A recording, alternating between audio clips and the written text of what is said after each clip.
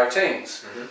So I took my records up, got a train, walked like a mile to the club, record bags hanging off, and that kind of stuff, and yeah, got in there. I was on the middle floor. The underground was a big floor. It used to be like this thing. You'd walk down to the bottom, and as you walk down, it would open out, and it was massive. You would walk down and be like, wow, all the people. So anyone watching this that remembers Stearns are probably getting those goosebumps. Well, yeah, it was just a moment to see all those people having it, and like the Prodigy were playing and things like that, and it was just fucking great. So anyway, one night, one of the DJs didn't turn up. I think it was Groove Rider or someone was running late. Carl Cox had finished.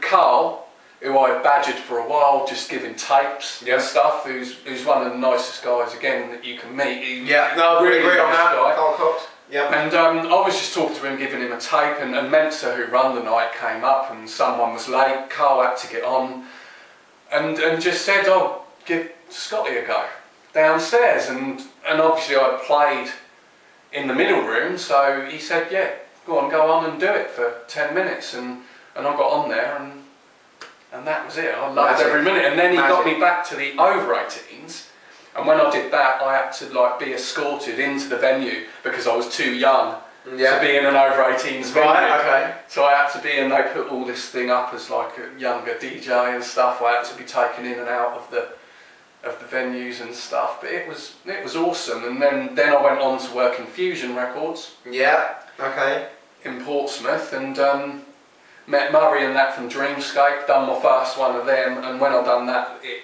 just went off the hook. Intense. Absolutely. And the rest, as they say, is history. Indeed. It became the legend that was Vinyl Groover, or still is in some cases. So how long now has it been? Can we go into sort of that little bit of history? Is that how many years you've been doing what you've been doing? I haven't played a proper hardcore set since the millennium. I mean, I've done occasional old school sets for friends. I've done a couple for we touched on that earlier. Hixie, Slim Matt.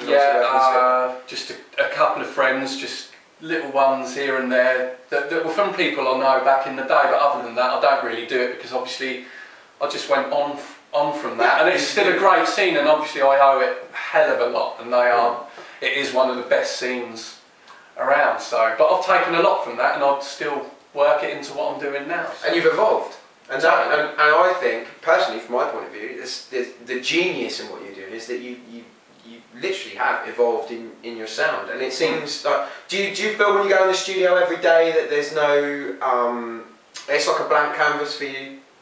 Yeah, I don't go in with any. I mean, I do still write. I've always written a lot. I used to write a lot of the old kind of more commercial stuff. I've always been like that. I mean, I'm very creative. That's just how I am. So I've always written.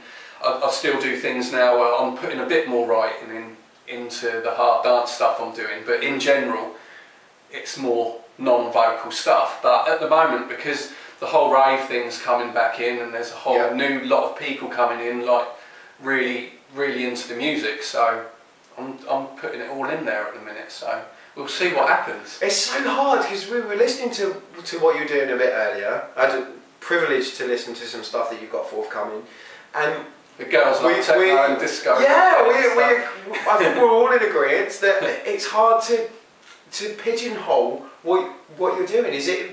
How do you feel about that situation? You know, when certain sounds created, it often gets pigeonholed, doesn't it? But I mean, what's your view on that?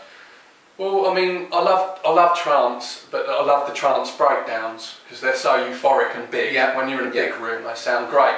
But a lot of times I've been at a trance event, and when it kicks in, it's just really light, and I need it to kick. I need that. I need it to kick in. From your background, hard so, music. And so from that point of view, I always wanted it to be harder, and then I love electro as well, and all that, because I grew up in the 80s and 90s. It's electronic music is what I love. It's what I do. So having those elements is great, especially taking all the old sounds. So I'm kind of fusing trance with electro and hard dance and techno, really, just Just chucking it all in there and seeing what happens. Would it be fair to say in effect, you've almost created another subgenre from what you're doing? Don't know about that. We'll see. No? Because I'm serious. I'm quite honestly serious here. I was obviously listening to some of the stuff you're doing there, and I was thinking, well, no, actually, is that this, or is that house, or is it more electro, or is it what is it? It's almost its own sound. And we made a little joke about record stores and sort of there's this and house and prog and ska, but it really is, and it's kind of what goes into that process. Do you just sit down and go, right, I'm going to do this today, or do you just roll with it? And it's difficult. It's really difficult to say, because I go in there and at first we'll just get the process of going into the studio is just getting the drums and the bass. I like everything as tight as it can be. I like quite a clean sound, but still the rave elements, and I'll just go from there. I mean, just getting loops with little bleeps here and there is. We love the bleeps. I mean, it sounds great, and then when you get a big riff, it's awesome, and you just work off the back of it, really. And I just like go in and do what feels right. If it works, again, it works. You get that sort of thing when you're in there and you're like, yes. I have no idea. I don't go into the studio with a kind of a template or anything. I will never load up something that's been done and just been successful before and kind of revisit that. I just don't think it's never going to be the same track. I mean, a lot of people say to me, like with the Sledgehammer that came out last year,